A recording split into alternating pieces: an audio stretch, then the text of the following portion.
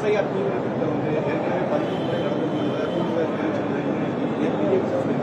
அன்மத்தோடு இந்த ஆட்சி நடக்கு மத்திய அரசு திட்டங்கள் எதுவும் கொண்டு கிடைக்கக்கூடாதுன்னு இந்த வாழ்க்கை வந்து ரெஸ்ட்ரிக்ஷன் அப்படிங்கிற மாதிரி உச்சரிச்சிட்டாங்க. தவறாக பேசுறாங்க அப்படின்னு ரிவிஷன் சொன்னது பார்த்தா சொல்லும் போது அந்த அம்மாவுக்கு அப்படி கேட்டிருக்கலாம்.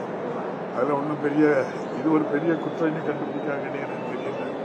இல்லை ட்ரங்க் சிலிப்பாகிய சில வார்த்தைகள் வரலாம், அது ஒன்றும் பெரிய குற்றம் இல்லை.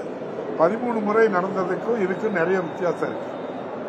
தேர்தல் ஆணையம் வந்து எப்போதுமே ஒரு அட்டானமஸ் பாடி, ஒரு அதிகாரம் வரம்புள்ள, அது ஒரு எந்த சார்பும் இல்லாத ஒரு அமைப்பாக இருந்து எது வரைக்கும் அப்படின்னா, இப்போது மத்தியில் ஆட்சி செய்த பாரதிய ஜனதா ஆட்சி வரும் வரை, இப்போது பாரதிய ஜனதா ஆட்சி வந்த பின்பு மாண்புமிகு பாரத பிரதமர் அவர்கள், உச்ச நீதிமன்ற நீதியரசர், பாரத பிரதமர், பாராளுமன்ற எதிர்க்கட்சி தலைவர் 3 பேரும் தேர்ந்தெடுத்து தான் ஆணையாளரை தேர்ந்தெடுப்பாங்க. அப்படி ஆணையாளர்கள் நடத்திய அந்த ரிவிஷன் எல்லாமே நல்லா தான் நடந்தது. இப்போது பாரத பிரதமர் அவர்களும் உள்துறை அமைச்சர் அவர்களும் அதே குஜராத்தை சேர்ந்த ஞானேஷ்குமார் அவர்களை ஆணையாளராக போட்டிருக்காங்க. இது வந்து ஆணையாளர் இல்ல, ஆணையர் அல்ல, நம்முடைய தேர்தல் ஆணையத்தினுடைய ஆணையராக இல்ல, பாரத பிரதமருடைய ஆணையை ஏற்று நடத்துகின்ற ஒரு நிறுவனமா மாறிட்டு. அதனால்தான் எல்லாருமே அதை நம்ம எதிர்க்கிறோம். ஏன்னா அதனுடைய செயல்பாடும் அப்படிதான் இருக்கு. நீங்க பாருங்க, பீகார் தேர்தலுக்கு முன்னால 10,000 ரூபாய் பெண்களுக்கு ஓட்டருக்கு கொடுக்காங்க. இந்த தேர்தல் ஆணையம் பார்த்து வேடிக்கை பார்க்கு. நம்முடைய மாண்புமிகு தமிழக முதல்வர் அவர்கள் தகுதியான பெண்களுக்கு மாதம் 1000 ரூபாய் உரிமை தொகை கொடுத்தாங்க. நாங்க வந்து அதை கொடுக்க மாட்டோம்னு சொன்னாங்க பாரதிய ஜனதா கட்சி. அதையே நீங்க எப்படி கொடுக்கலாம்னு சொல்லி கேட்டாங்க. இன்னைக்கு ஒரு டைம் தேர்தலுக்கு முன்னால எல்லாருக்கும் 10,000 ரூபாய் ஓட்டருக்கு கொடுக்கறதுக்கு, அரசு நிதியை கொடுக்கறதுக்கு நம்முடைய பாரத பிரதமர் நியமிச்ச நம்முடைய ஞானேஷ்குமார் ஏற்றுக்கொண்டு அதை எந்த விதமான கமெண்ட் பண்ணலையா, அதை தடுக்க சொல்லலையா? எப்படி இதை தேர்தல் ஆணையமா நம்ம ஏற்றுக்க முடியும்? SIR என்பது அந்த அம்மா சொல்ற 13 திருத்தங்களும் எப்படி நடந்துன்னா, இறந்தவர்களை நீக்கியிருப்பாங்க, 18 வயசு முடிஞ்சவங்களுக்கு வாக்காளராக சேர்த்திருப்பாங்களே தவிர, இது போல வாக்காளரே இல்லாம ஆக்கிட்டாங்களே. இப்ப நான் வாக்காளர் கிடையாது, நீங்க யாரும் வாக்காளர் கிடையாது. இப்ப ஒட்டுமொத்தமா நம்ம தமிழ்நாடோட சேர்ந்து 12 மாநிலத்தில் யாரும் வாக்காளர் கிடையாது. எருமை நம்ம எழுதி கொடுத்து 2002 உங்க சொந்தக்காரர் ஓட்டு போட்டாரா, 2005 போட்டாரா, இதெல்லாம் பார்த்து பண்ணா அதைத்தான் நம்ம எதிர்க்கிறோம். அந்த அம்மா என்ன நோக்கத்துக்காக இதை ஆதரிக்காங்கன்னு தெரியல.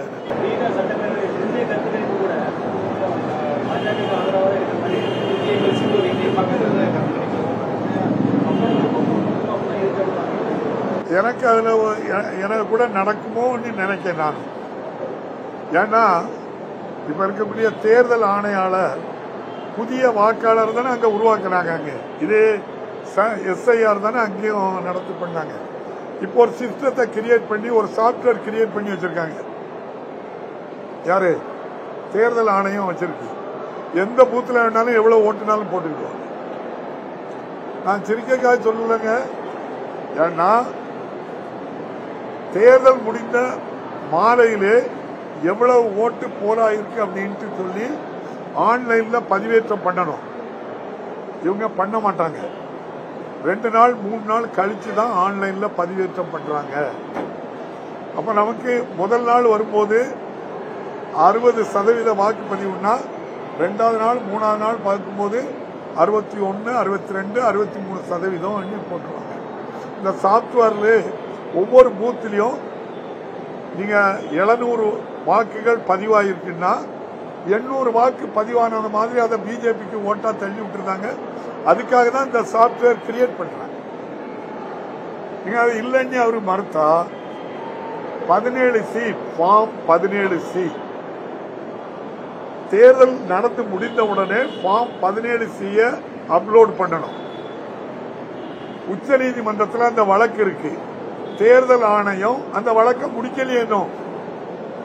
அது ஒரு வெளிப்பட தன்மையா இருந்தா என்ன சொல்லலாம், இந்த ஃபார்ம் 17C தேர்தல் முடிந்த மறுகணமே எவ்வளவு ஓட்டு எந்தெந்த பூத்துல போலாயிருக்கு அப்படின்னு அப்லோட் பண்ணணும்.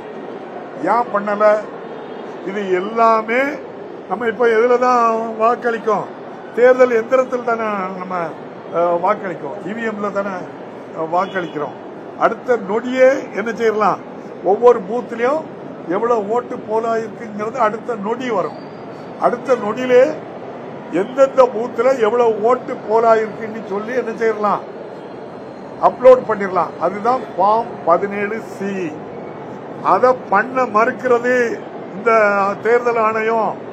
ஏன்னா பாரத பிரதமர்கிட்டும் உள்துறை அமைச்சர்கிட்டையும் கேட்டு எங்கெங்க வீக்கா இருக்கு அவங்க அதை கேட்டு எந்தெந்த பூத்துக்கு இன்னும் எவ்வளவு ஓட்டு போடணும்னு சொல்லி போட்டு விட்டுருந்தாங்க. இது நடக்குமா நடக்காதான்னு உங்களுக்கு எல்லாம் சந்தேகம் வராது. ஏன்னா 4.5 லட்சம் கிலோமீட்டருக்கு அங்க இருக்கக்கூடிய நிலவுக்கு விடுற ராக்கெட்டு ஒரு பின் கலர்லன்னா இங்க இருந்து கமெண்ட் பண்றோம், அந்த பின்னை கலத்தி விடு, அப்பதான் அதுக்கு அடுத்த ஆக்டிவிட்டி பண்ணுங்க. இங்க இருந்து கமெண்ட் கொடுத்த உடனே அது ஆக்டிவிட்டி ஆகுது. இது எவ்வளவு எளிதாட்டு இது பண்ணுறாங்க. அதனால இந்த தேர்தல் ஆணையம் மோசடி ஆணையம். அதனாலதான் எல்லாரும் இது திருட்டு ஆணையம்னு சொல்றாங்க. இதுல நீங்க சொன்னபடி பீகார்ல அதுதான் நடந்திருக்கு. நீங்க சொன்னபடி நடந்தா அது நடந்திருக்கிறது ஊர்ஜிதப்படுத்தப்படுகிறது.